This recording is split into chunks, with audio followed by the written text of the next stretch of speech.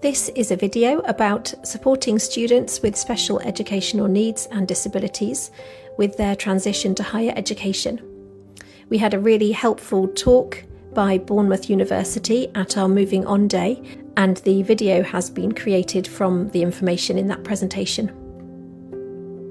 The first thing to be aware of is that at university, the term disability is used more often than special educational needs.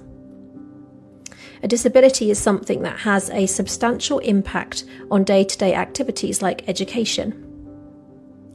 It's really important to disclose to the university if you have a disability by putting this on your UCAS form. The university will not know about your support needs unless you tell them. Despite 60,000 students with disabilities attending university, only 20% declared a disability in their application. This may be because they did not realise that their condition qualified as a disability. They may not have wanted it to negatively affect their application. They may have had previous experiences of being discriminated against because of a disability. And they may have been worried about confidentiality. However, the Equality Act 2010 prohibits discrimination against people with disabilities, including those with special educational needs. If you identify as disabled, this gives you protection under the Equality Act 2010. This can mean that you can access specialist support and adjustments. It may lead to a lower contextual offer from the university. It's important to remember that the term disability is about the barriers created by society and is not about your worth, ability, or intellect. There are a number of differences in the support systems at school or college and university. At school or college, a diagnosis is not always required. Support is based on needs rather than any label. At university, diagnostic evidence is required.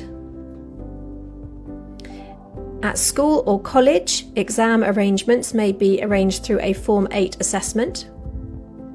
And at university, a Form 8 and Form 9 can be used for some adjustments, for example, extra time.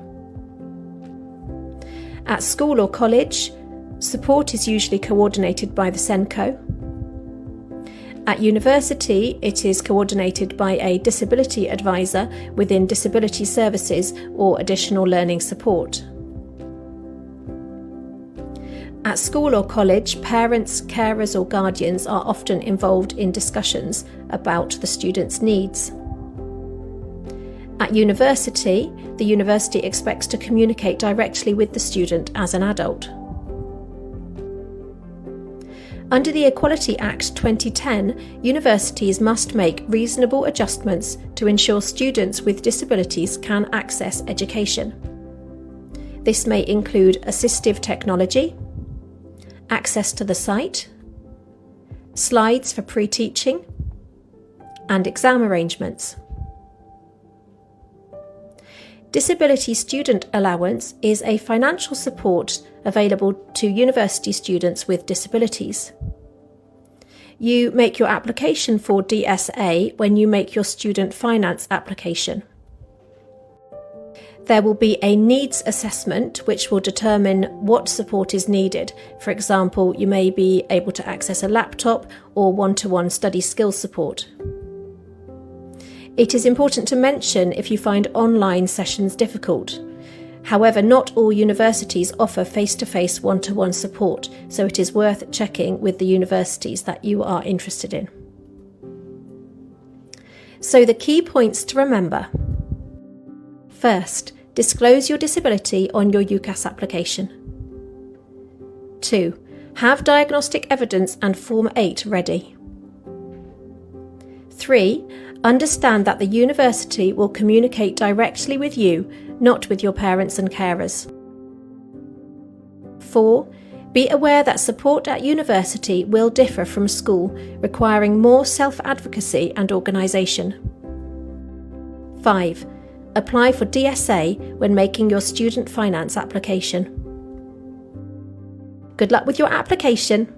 And we want to thank Bournemouth University for their helpful talk at Moving On Day.